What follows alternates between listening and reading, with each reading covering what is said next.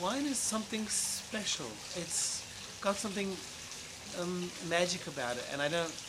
I mean, it's got history, it's got romance, infinitely fascinating and complex, and makes the world. Are a bunch of little terroirs here in Arizona unique? Well, that's really interesting because there's a whole bunch of stuff. We have a massive number of advantages over other areas. One of them is that in order to get to the right temperature profiles for growing grapes in Arizona, you need to go at high altitude. We're at 4,200 feet. What that means is a whole bunch of stuff. First of all, you get more UV, way more UV than most other vineyards, except for a few vineyards in Sardinia, Chile, and Argentina. Another thing you get in the high desert is you get this huge diurnal swing. It's not the legendary California 15 degrees at night to help the grapes ripen. It's 35 degrees, more sometimes. Another thing you get is that it's high desert, so you have to irrigate your vines. That means that you have control over how much moisture and how much nutrition all your vines are getting.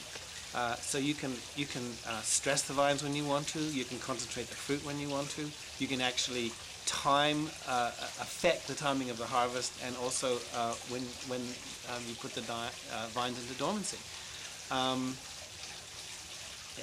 Other things about Arizona: there's no phylloxera in the state of Arizona. High desert's pretty clean. You don't need many sprays. Another huge advantage that doesn't get mentioned is the land is so cheap. I mean, nobody can be a poor person and afford to grow a commercial vineyard. It's very expensive planting vines and trellising them and managing the vineyard.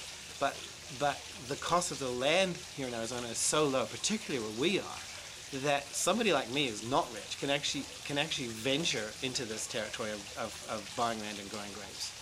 There's one disadvantage, and it's made us very quick, very smart, very fast on our feet, and that is the only time it rains in this state is at harvest time. It's called the monsoon season, and it's a bugger. So what we have to do is we have to be very quick on our feet the time when we pick. We don't always get the exact choice of what ripeness we get that fruit at, because if a really big 4-day storm is coming, we might rush in there and pick before that. It's also made us very canny about trellising and canopy, because the biggest issue that we have on the Wilcox Bench, which is where my vineyard is bunch rot. We don't have such a problem with the fruit getting diluted because the soil's so well drained. But we've made some pretty good wine on pretty wet harvests. So one of the things we're very excited about right now is the 09 harvest. There was no monsoon, and the fruit doing winemaker dinners, because we get a chance to pair food and wine, and we get to do a couple of things there. First of all, often we get to discuss and even trial with a chef the pairings, so that we know how they're going to turn out. It's not always possible because of geography or time, but the other thing we get the chance to do is to talk to people who are there at those events about why we paired these things together, and explain or demonstrate to them what a difference it makes. I call them festival pourings all the time. We do wine festivals in different parts of the state. Sometimes they're 2 days, sometimes they're 1 day, sometimes they're 3 days. And one of the constant things that I'm dealing with is people coming up and saying, do you have a Merlot? Or do you have a Chardonnay? Or more commonly, what's your biggest red? And to the people who want a Merlot or a Chardonnay, I'm tempted to say to them, and I usually do actually, listen, you have a chance here. There's 30 different wines in this pavilion. You've just paid $10 to taste a whole bunch of them. Why don't you try opening your mind instead of drinking the same old crap you've been drinking all your life? And that usually tends to elicit a little bit of a surprise response. So people actually will venture into trying different things and sometimes be really, really surprised. The other thing that I love to do is the people that come asking for a huge red or a sweet wine, and explain to them that there are things about wines that aren't huge and or sweet that might be interesting, and they might even be better. And what I'll quite often do is pour them a little glass of our Pinot Gris, which is bone dry and very delicate, or the Rhone Red, which most vintages we manage to make as a very delicate, fragrant. 9 times out of 10, when I pour people a very delicate red or a very delicate white, they're really surprised at how much complexity and nuance this wine is revealing, because it's not cluttering your palate up with sugar, oak, extracted fruit. And you'll suddenly find that they'll go with, oh gee, this will go with salmon. It'll go with any kind of pasta at all. It'll go with any meat, particularly lamb. And we get another of our wines. Actually, I don't have a bottle here, the Diva, which is a spectacular wine that's my Arizona Chateau Neuf de Pape. I just love this one. It's got a gold medal. And pretty high scores of Wine Spectator for what that's worth. Grenache based? It's 62% Grenache, 22% Petite Syrah, and 14% Mourvèdre. And it's the only one of my reds that has a little bit of new French oak. Most of my stuff goes into neutral oak, keep the oakiness away, let them evolve without, overpowering the fruit. And then the other one that's a very delicate one. I'm not really even a big fan of Pinot Gris, honestly.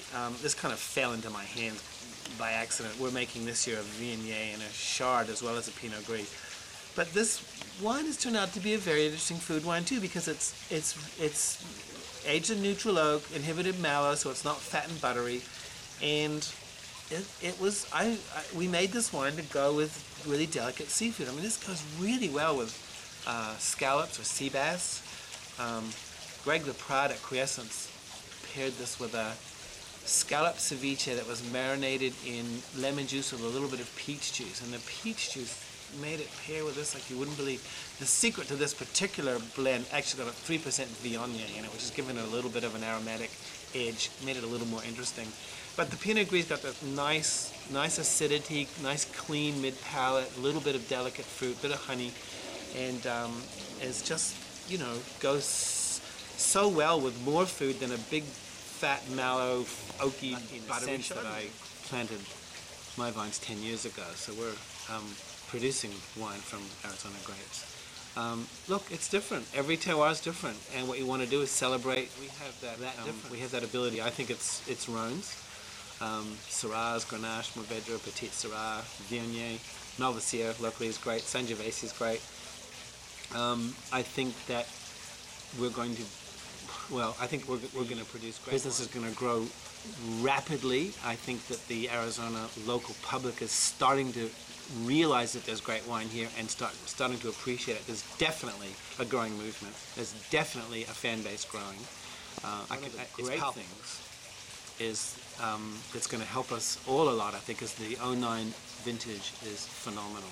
In the 10 years I've been involved, it's the best vintage. The biggest advantage is cultural. It's creating a cultural identity for a place. And our place is the Old West, and we're going to be making great wine in the Old West. We make great wine about 40 miles due east of Tombstone.